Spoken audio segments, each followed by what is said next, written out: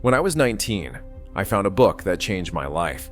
It was sitting on a shelf in the MIT library, a slim volume with a plain cover. The Principles of Quantum Mechanics by Paul Dirac. I did not understand most of it. The equations were dense, the ideas abstract. But I kept reading, not for the parts I understood, but for the parts I did not. And then I reached the last sentence.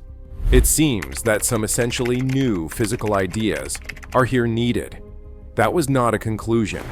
That was a challenge, an invitation.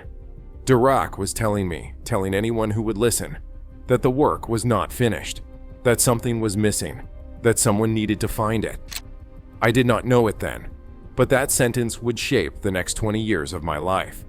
The author was Paul Dirac, a man I had never met, but who became my hero. For years, I studied his equations.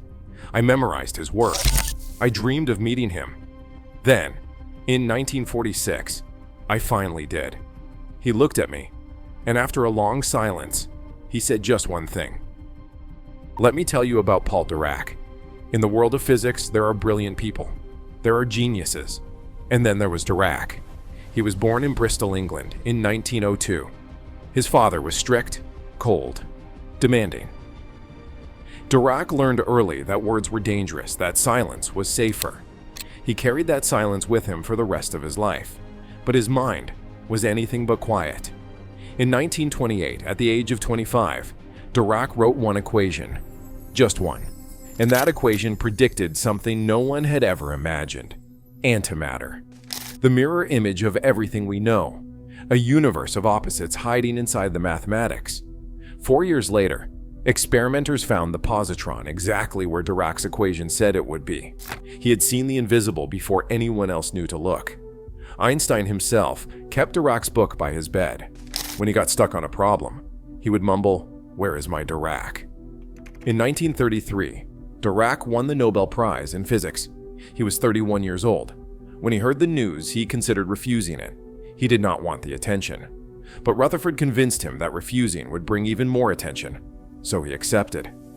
That was Dirac. Brilliant beyond measure, but uncomfortable with people. His colleagues at Cambridge invented a unit of speech called 1 Dirac, which meant 1 word per hour. Once at a conference dinner, a physicist sat next to Dirac for an entire meal. 2 hours of silence. Finally, the man asked, "Are you going anywhere nice on holiday this year?" 35 minutes later, during dessert, Dirac replied, "Why do you ask?" When Niels Bohr, the great Danish physicist, was writing a paper and mumbling to himself, struggling with a sentence, Dirac watched him for a while. Finally, Bohr said, "I do not know how to finish the sentence." Dirac replied, "I was taught at school never to start a sentence without knowing the end of it." Bohr later said, "Dirac was the strangest man who ever visited my institute. But to me, he was not strange. He was everything I wanted to be, a man who could see through the noise to the signal underneath." I first discovered Dirac's work at MIT when I was 19. I was supposed to be studying engineering. My father wanted me to have a practical career, but the physics library kept pulling me back. I was reading Dirac's book not because I understood it all, but because of the parts I did not understand. The places where the theory broke down. The places where Dirac admitted there were problems. That last sentence haunted me. It seems that some essentially new physical ideas are here needed. It was like Dirac was speaking directly to me, saying, "This is your problem now. Solve it." I took that challenge personally. At Princeton, as a graduate student, I stumbled onto something buried in Dirac's earlier work. A paper from 1933 about the Lagrangian in quantum mechanics. Most physicists had ignored it, but one line caught my attention.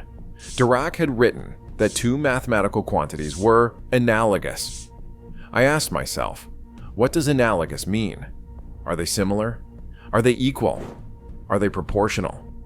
I worked it out on the blackboard, late one night in the library. My colleague Herbert Gell watched.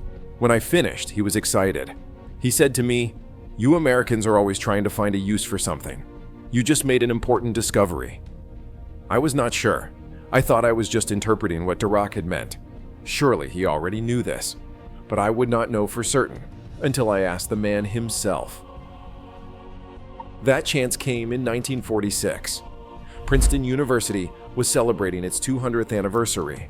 The greatest minds in physics gathered from around the world, and Paul Dirac was invited to speak. I was asked to introduce him, my hero, the man whose equations I had memorized for years, and I was going to stand in front of a room full of Nobel laureates and say his name. My hands were shaking. During the conference, I looked around the room. Bohr was there, arguing with someone about quantum measurement. Fermi was taking notes in the corner. Everyone was talking, debating, worrying about the future of physics after the war. And then I looked out the window. Dirac had walked outside. He was lying on the grass, alone, his elbow propped under his head, staring at the sky. While everyone else argued about the fate of science, he was watching clouds. I thought, that is interesting. He does not care what they are saying in there. Neither do I. So I went outside and sat down next to him. I said something like, I guess you don't care what they're arguing about either. He looked at me. Silence. I introduced myself. I told him about my work on his 1933 paper. I explained what I had discovered about the Lagrangian, how I believed the quantities were not just analogous, they were proportional. He listened. More silence. Then Dirac said, I have an equation. Do you have one too? I did not. Not yet. He stood up and walked away. If stories like this matter to you, the human side of physics, subscribe for more. 2 years later, I got a second chance.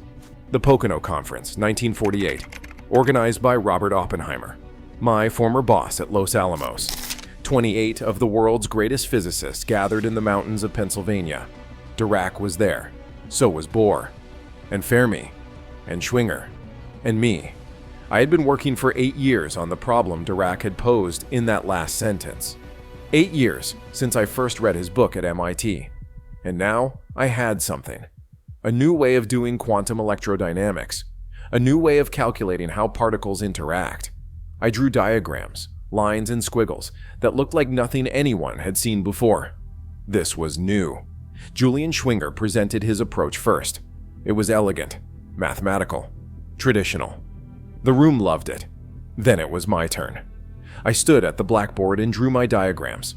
Straight lines for electrons, wavy lines for photons, arrows pointing forward and backward in time.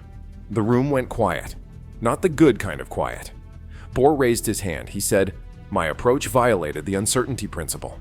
He questioned whether I understood the foundations of quantum mechanics at all. I tried to explain. The questions kept coming. Teller interrupted. Others looked confused. Someone laughed. And Dirac? He sat in the back, silent, watching. He said nothing. He was silent. When I finished, there was no applause, just murmurs. The giants shuffled out, shaking their heads. I thought I had failed. I thought my ideas would die in that room. But something strange happened after Pocono. Other physicists, younger ones, started using my diagrams. They found them easier and faster. They got the same answers as Schwinger's complicated mathematics, but in a fraction of the time. Within a few years, Feynman diagrams became the language of particle physics. The very approach that Bohr questioned became standard in every textbook. And I realized something important. Dirac never criticized me at Pocono. He just watched. He was the one who taught me, through his work, that you can guess at an equation. You can start with an idea that seems crazy, and if the math works, if it matches experiment, then it is right. Dirac once said, "It is more important to have beauty in one's equations than to have them fit experiment." I disagreed with that. I believe that no matter how beautiful an equation is, if it disagrees with experiment, it is wrong. But here is what Dirac gave me. The courage to try, the courage to guess, the courage to draw strange pictures on a blackboard while Nobel Prize winners stared in confusion. He changed how I think. In 1962, I saw Dirac one last time. He was at a relativity conference in Warsaw, Poland. It was 16 years after our first meeting on the grass at Princeton. I walked up to him. I said, "Hello again. I'm Feynman." He looked at me and he said, "I'm Dirac." I smiled and told him it must be wonderful to be the discoverer of that equation. He paused. He said that was a long time ago. 1928. Silence. The same silence as always. Then he asked what I was working on now. I said I was working on mesons. He asked if I was trying to find an equation for them. I admitted no. It was very hard. And Dirac said, and I will never forget this, "One must try." A photographer named Marek Holtzman captured that moment. Two physicists, decades apart in age, connected by equations and silence. That photograph ended up on the cover of Physics Today. 3 years later, in the early hours of October 21st, 1965, the phone rang in my apartment in Pasadena. On the line was a voice from Stockholm, calm and formal, telling me I had been awarded the Nobel Prize in Physics. The prize was shared with Schwinger and Tomonaga for our work on quantum electrodynamics, the field Dirac had pioneered 40 years earlier. I sat on the edge of the bed, trying to make sense of it. I thought about that first meeting on the grass, about his question, "Do you have an equation?" Finally, I did. When I was young, I thought a hero had to praise you, encourage you, tell you that you were doing well. Dirac did none of that. He showed me, through his work and his silence, what it meant to think for yourself, to question everything, to have the courage to guess at something new, even when the giants in the room think you are wrong. He changed how I think, not with words, with equations.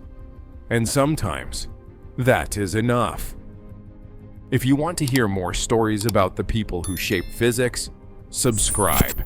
And watch this next, the story of how Niels Bohr challenged me at that same Pocono Conference.